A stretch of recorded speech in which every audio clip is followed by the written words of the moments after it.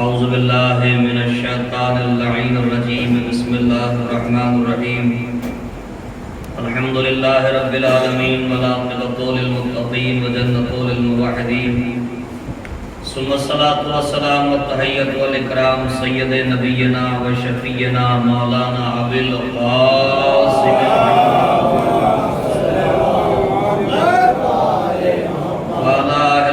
الطيبين الطاهرين المعصومين المنتخبين المنتجبين ولعنة الله على أعدائهم أجمعين من يومنا هذا إلى قيام يوم الدين. أما بعد فقد قال الله سبحانه وتبارك وتعالى في القرآن المجيد وهو أصدق الصادقين وقوله الحق. بسم الله الرحمن الرحيم. يا أيها الذين آمنوا اتقوا الله وكونوا مع الصادقين. صلوات محمد.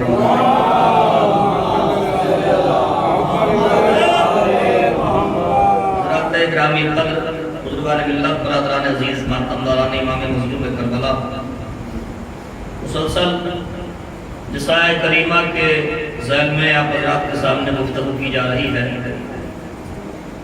آج کی یہ تقریباً چھٹی تقریر اور 5 محرم الحرام، جس میں اللہ نے خطاب کیا اے صاحبان ایمان تقوی الہی اختیار کرو اور سچوں کے ساتھ ہو جاؤ. اللہ نے یہ معیار بتایا کہ اگر سچوں کے ساتھ ہونا ہے تو ایک تو صاحبان ایمان ہونا شرط ہے اور دوسرے تقوی الہی ہونا شرط ہے. چونکہ ہماری زندگی وابستہ ہے آل محمد سے اور ہمیں ان کے ہر فعل پر عمل کرنا لازمی اور ضروری ہے. زندگی اتنی مستحکم اور مضبوط ہونا چاہیے جتنی حسین چاہتے ہیں. ہمیں ایک ایک قدم ایک ایک سانس آل محمد کے لیے جینا چاہیے، آل محمد کے لیے مرنا چاہیے. چونکہ تقوی الہی ایک بہترین چیز ہے، ایک بہترین عمل ہے، اور اللہ نے تقوی الہی کے لیے حکم دیا ہے کہ وہ تقوی اختیار کرے، پرہیزگار بنے.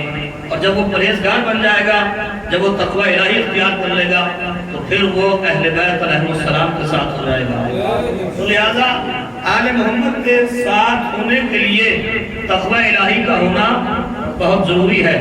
دیکھیے گا یہ زمانہ جس کو ہم دیکھ رہے ہیں کہ ابتدائی دور میں بھی اسلام میں لوگ آئے، بہت در داخل ہوئے ہیں، کہاں کہاں سے در سیدہ پڑھا کے اپنی پیشانی کو خم کر کے بتا رہے ہیں کہ دیکھو یہ دنیا کچھ نہیں ہے، یہ کائنات کچھ نہیں ہے، یہ خاک ہے، مگر جو در سیدہ پڑھا گیا اس کی زندگی یہاں بھی کامیاب ہے اور وہاں بھی کامیاب ہے.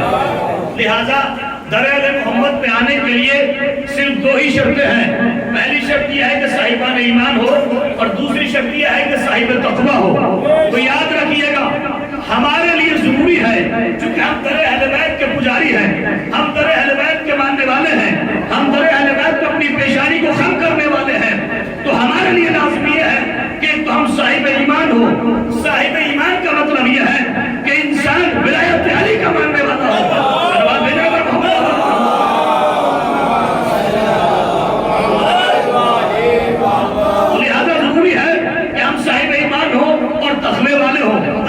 جناب یہ تقوی کیا ہے؟ یہ جو بار بار قرآن میں بھی تذکرہ کیا گیا ہے، یہ بار بار مولوی بتاتے سب تقوی تقوی، آخر تقوی ہے کیا؟ کس چیز کا تقوی کیا جائے؟ تو یاد رکھنا تقوی انسان کو گناہوں سے بچاتا ہے، تقوی انسان کو پلیدگی سے بچاتا ہے، تقوی انسان کو غیبتوں سے بچاتا ہے، تقوی انسان کو پرہیزگاری میں لاتا ہے، تقوی انسان کو تمام تر وراثت و کثافت سے نکال کر ایمان کی منزلوں میں لے آتا ہے، تقوی انسان کو چغلخوری سے بچاتا ہے، تقوی انسان کو غیبتوں سے بچاتا ہے. اور جب یہ تقوی اپنے معیار پہ پہنچتا ہے تو تقوی آواز دیتا ہے آجا تو تقی کے پاس آجا، کبھی حسن کے پاس آجا، کبھی حسین کے پاس آجا، کبھی عسکری کے پاس آجا، کبھی مہدی کے پاس آجا. صلوات بر محمد.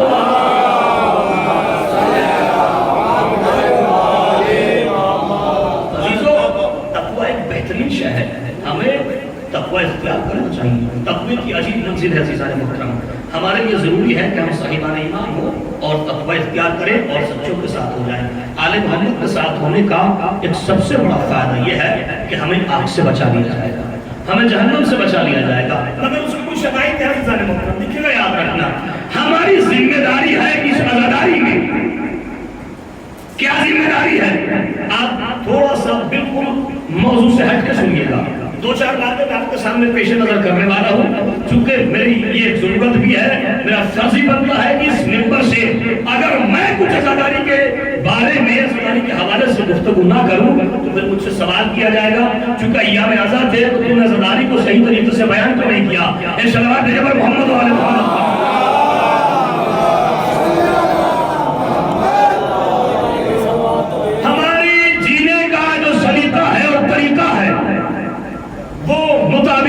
آل محمد ہے، یقین ہے نا، ہم مانتے ہیں اس بات کو.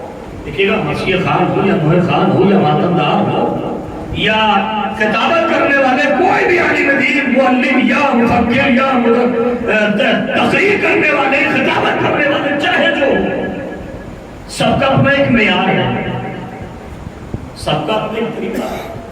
یہ ماتمی دستہ، یہ جو ماتمی دستہ ہے اس کی بڑی اہمیت ہے. اہمیت بتاؤں آپ کے سامنے.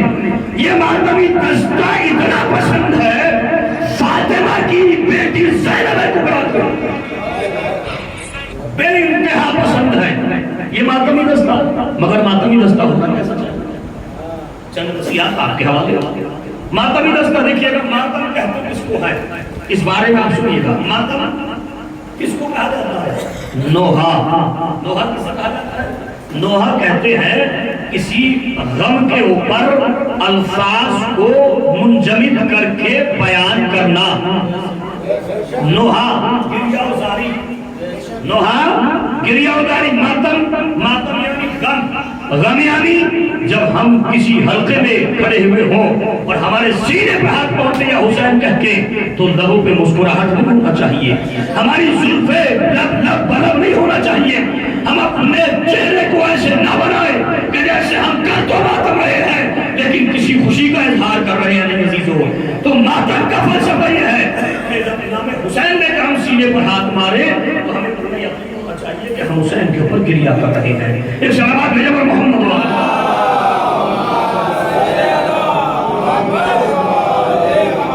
اور ہم سے امام حسین علیہ السلام چاہتے کہا ہے بھئی یہی تو چاہتے ہیں کہ تم ہمارے اوپر گریہ کرو. اور ماتم کو فیشن میں مت لے کے آنا.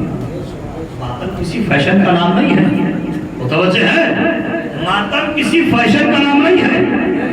ماتم نام ہے حسین کے اوپر گریہ کرنے کا، ورنہ ایسے ماتم کا کوئی فائدہ نہیں. آج کے اس معاشرے میں آپ دیکھ رہے ہیں دستہ ماتم لگا ہوا ہے. میں پوری امت شیعہ کی بات کر رہا ہوں کہ اکثر اوقات ہوتا کیا ہے کہ حلقے میں ہم کھڑے ہوئے ہیں لیکن ہم اپنے آپ کو بکھیر کے ماتم کر رہے ہیں. کبھی زلف ادھر جاتی ہے تو کبھی زلف ادھر جاتی ہے. کبھی ہم اپنے آپ کو بڑا سوار کے پیشن کے میں کھڑے ہو کے بتاتے ہیں کہ ہم بھی بہت زور کا ماتم کرتے ہیں. عزیزو رو کر ماتم کیا جائے تو شہزادی قبول فرمائیں گی. ایک صلوات بھیجو پر محمد.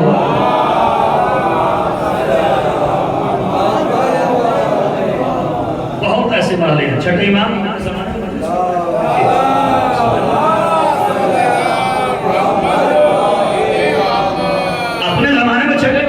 اپنے جد کی مجلس کرواتے تھے. اپنے آپ کہاں بیٹھتے تھے؟ جہاں پر عزادار جوتیاں اتارتے تھے. کتنی عظمت ہے عزادار. جہاں پر عزادار اپنی جوتیاں اتارتے تھے وہ حسین کا یہ بیٹا جعفر صادق بیٹھتا تھا. کیوں؟ کیا وجہ تھی؟ وجہ یہ تھی کہ میرے جد کا عزادار تکلیف میں نہ ہونا چاہیے.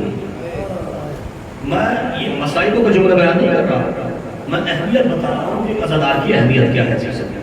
اس آدھی رات کے موقع میں اگر ہم اس کو نہ سمجھیں تو کب سمجھیں گے؟ پوری دنیا سوئی ہوئی ہے اور ہم حسین کے لیے جان رہے ہیں. کیا یہ کم ہے کہ پوری دنیا جہاں سوئی ہوئی ہو ہم حسین کے عزادار جان کے بتاتے ہیں کہ حسین کل بھی زندہ تھا، حسین آج بھی زندہ ہے اور قیامت تک زندہ رہے گا.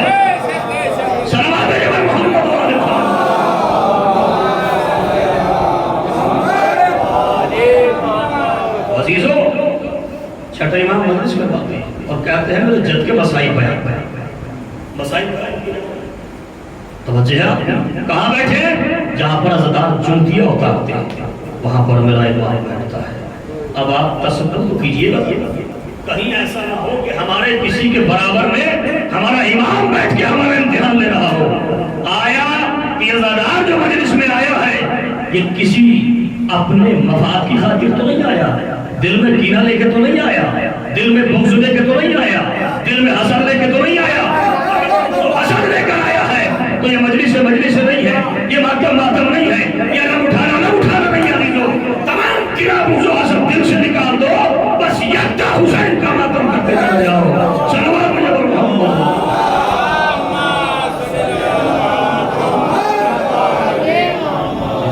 ہمیں حسین کے اوپر ماتم کرنا، ہمیں حسین کے اوپر کریا کرنا۔ ہماری زندگی امام عالی مقام کے لیے زندگی ہے، ایک لمحہ ہمارا حسین کے لیے۔ کیسے اپنے کردار کو سدھارنا؟ صادق آل محمد امام جعفر صادق علیہ السلام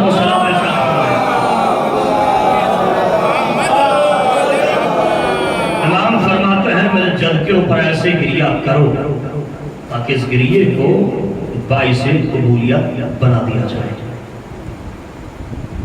آنکھ میں آنسو بھی ہے اور بے مربتی یہ تو ہو ہی نہیں سکتا۔ آنکھ میں آنسو بھی ہو حسین کے لیے اور بے مربتی یہ تو ہو ہی نہیں سکتا، چونکہ حسین بے مربت کو پسند نہیں کرتے۔ یا یوں کہا جائے کہ عزادار بے مربت نہیں ہوتا، با مربت ہوتا ہے۔ صلوات بھیجنا پر محمد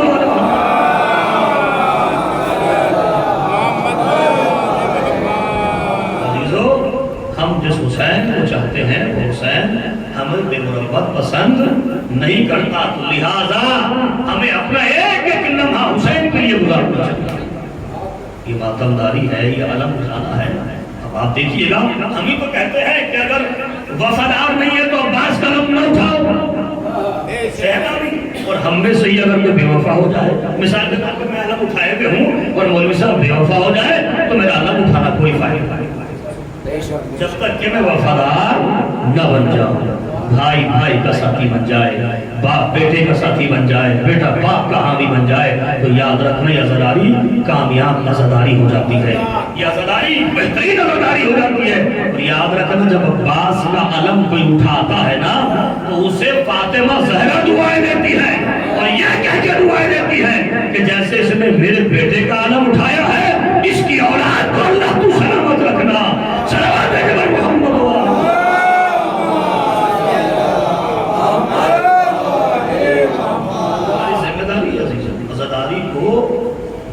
صحیح طریقے سے انجام دینا ہماری ذمہ داری ہے۔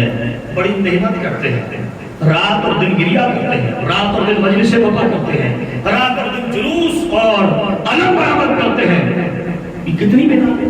اگر خدا نخواستہ یہ محنت ہماری قابل قبول نہ ہوئی تو پھر کیا ہماری یہ محنت ہے؟ لہٰذا اگر اسے قبول کروانا ہے تو ہمیں زمرہ اہل بیت میں آنا پڑے گا، ہمیں ہر برائی سے بچنا پڑے گا، ہمیں ہر غیبت سے بچنا پڑے گا، ہمیں ہر چغل خوری سے بچنا پڑے گا، اور نہیں ہر غیبت خور سے بچیے گا، ہر چغل خور سے بھی بچیے گا۔ صلوات بھیجنے پر محمد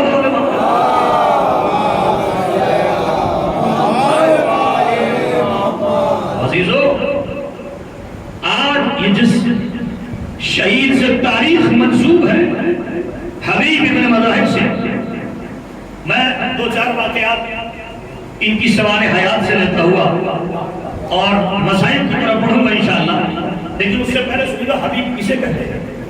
ابھی مسائل سنے آپ نے، لیکن میں کچھ فضائل کے گوشے آپ کے حوالے کرنا چاہتا ہوں۔ حبیب بمانے دوست کے ہیں عزیز، ایسا دوست کہ جو کبھی اپنی دوستی کو ٹھکرا نہیں سکتا۔ حبیب بہترین دوست ہے حسین کی عزیز، بچپن کا دوست ہے۔ تاریخ کہتی ہے کہ جب حسین راہوں سے گزرتے تھے نا تو حبیب امام حسین کے قدموں کی خاک کو اٹھا کر اپنی پیشانی پر رگڑتے تھے۔ توجہ ہے نا، زمین یعنی امام حسین کے قدموں کے نیچے کی خاک اٹھا کر حبیب اپنی پیشانی پر اپنی آنکھوں پہ رگڑتے تھے. کسی نے سوال کیا حبیب ایسا کیا کرتے ہو؟ کہا تمہیں کیا پتا ان کے قدموں کی خاک سے آنکھوں کو بینائی اور پیشانی کو نور ملا کرتا ہے. صلوات ہے پر محمد والا.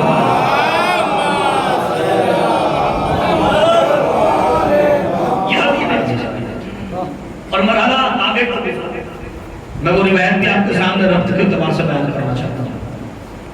دوست ایک تو مطلبی دوست ہوتا ہے اور ایک دوست وہ ہوتا ہے کہ جسے کوئی مطلب نہیں ہوتا, جان قربان کر دینے والا ہوتا ہے. مظاہر ان کے والد محترم کا نام ہے حبیب ابن مظاہر. مظاہر کا بیٹا حبیب.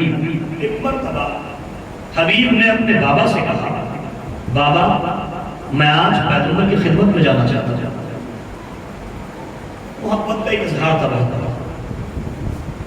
بیٹا باپ بیٹے کو لے کر چلا اور جانے کے بعد میں پیغمبر کی خدمت میں کہا یا رسول اللہ میرا بیٹا ایک حد درجے آپ کے نواسے حسین سے محبت کرتا ہے.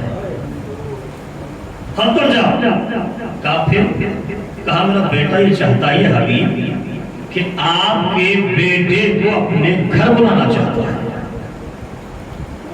اچھا ٹھیک ہے حبیب اگر اس حد درجے کی تمہارے بیٹے کو مظاہر تمہارے بیٹے کو اتنی محبت ہے تو پھر ہم آپ کے گھر آنا چاہتے ہیں. آپ بلا رہے ہم آپ کے یہاں. ایک دل اور تاریخ معین ہو گئی. دیکھیے ایک کرم اور ایک محبت کا درد الگ الگ ہے.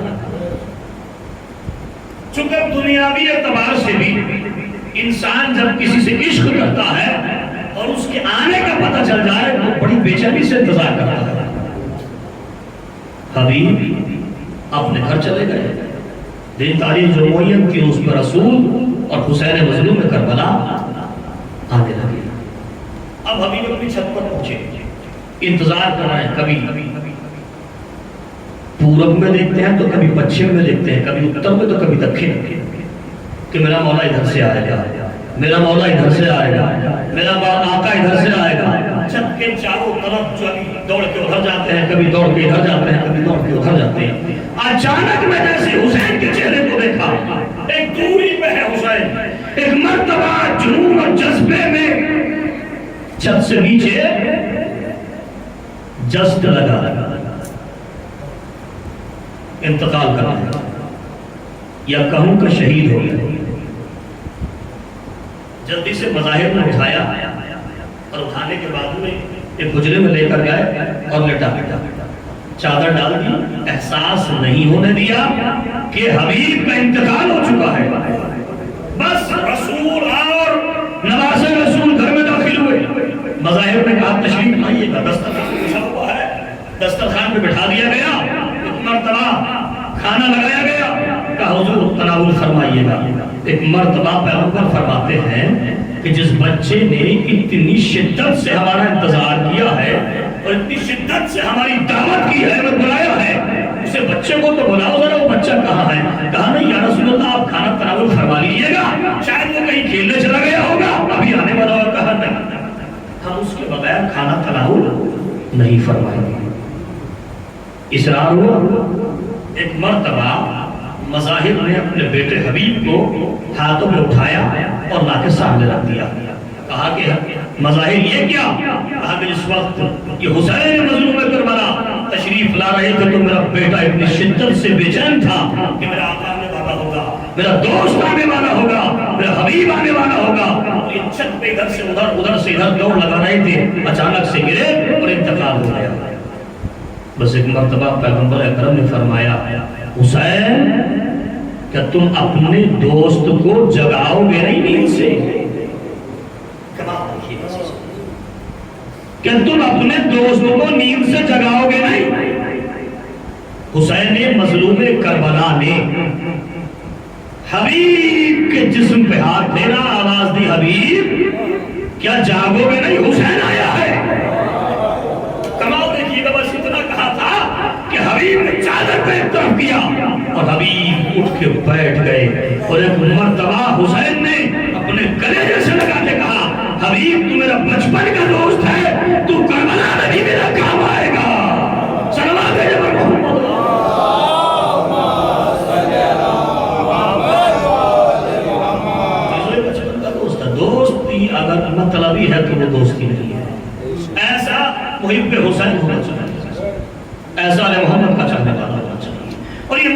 آگے بڑھا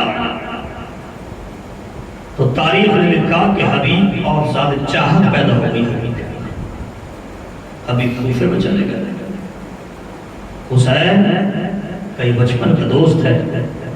محبت ہو تو ایسی ہو جس میں کوئی بھی کسی طریقے کا لالچ نہ ہو. اسی لیے کہا گیا ہے کہ حسین سے ایسی محبت کرو کہ جیسے حبیب محبت کیا کرتے تھے. ایسی محبت ہونی چاہیے. چونکہ یہ شبیں جو آنے والی ہیں یہ شبیہ تعلق کی شبیں ہیں اور ان میں آنے والے وقت میں جتنا یہ قریب ہو رہا ہے مصائب سے قریب ہو رہا ہے. اور ایسی قیامت خیز تاریخ آ رہی ہے جس میں یقیناً ہمارا کلیجہ میں ہوتا ہے. ابھی شبیہ تعلق حضرت حبیب ابن مظاہر برآمد کیا جائے گا. آپ زیارت سے مشرف ہوں گے لیکن ذرا کلیجہ تھام کے سنیے گا کہ یہ حبیب وہ ہے کہ جو بچپن سے حسین کے ساتھ رہا ہے. بس عزیز وقت اور طاقت یہ گواہی نہیں دیتی. زیادہ طویل گفتگو کی جائے اس حبیب ابن مظاہر کے حوالے سے. میں نے اس روز بھی جناب حبیب کے مسائل بیان کیے تھے لیکن آج بھی میں جناب حبیب ابن مظاہر کے مسائل بیان کر رہا ہوں. کربلا مصیبتوں کا نام ہے. کربلا غم کا نام ہے. کربلا ہائے اور وائے کا نام ہے. یزیدی لشکر کربلا میں داخل ہو رہا ہے. گھوڑوں کے ٹاپوں کی آواز اور گھوڑوں کے ہجرانے کی آواز زینب کے کانوں تک پہنچ رہی ہے. چھوٹے چھوٹے بچے ہیں جو آسرا لیے ہوئے بیٹھے ہوئے ہیں اور دیکھ رہے ہیں کہ فوج یزید آ رہا ہے. لشکر یزید آ رہی ہے اور ہمارے آقا حسین کا کوئی مددگار نہیں ہے.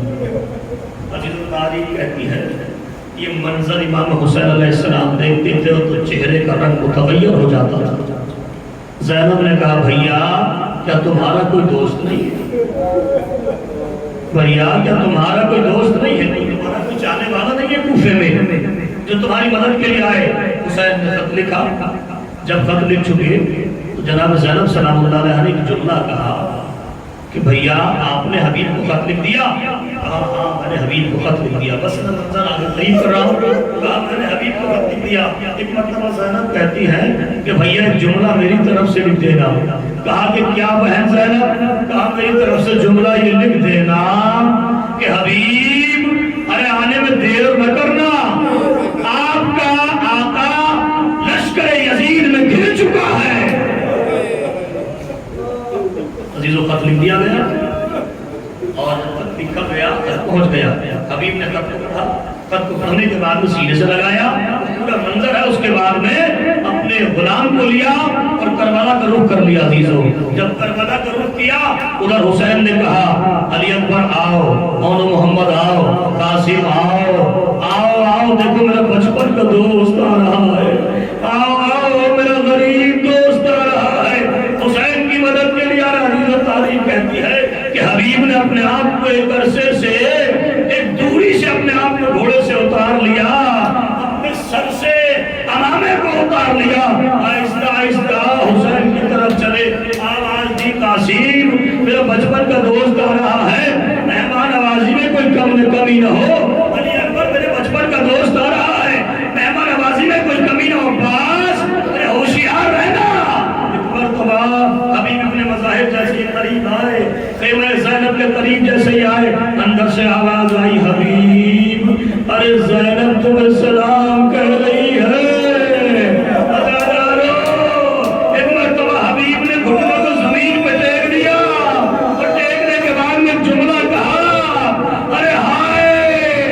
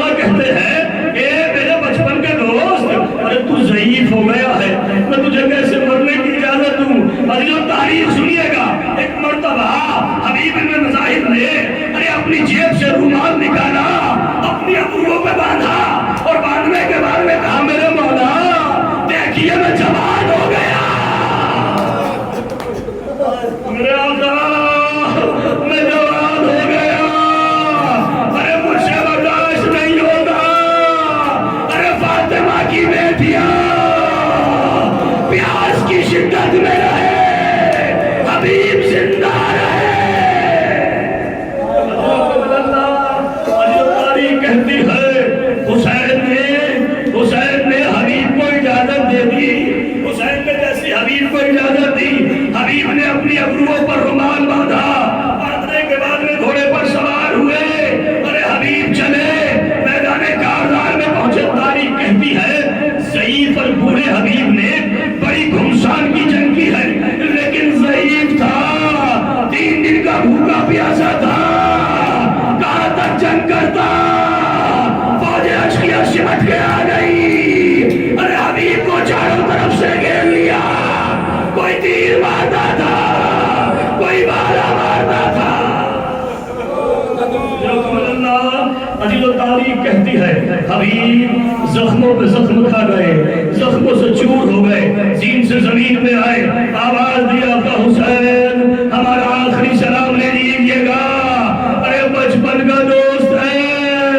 حسین نے کلیجہ پکڑ لیا، میدان میں پہنچے، ایک مرتبہ کیا دیکھا، حبیب سسکیاں لے رہے ہیں، حبیب نے جملہ کہا اے آقا کیا بچپن کا دوست وعدہ پورا کہہ گیا؟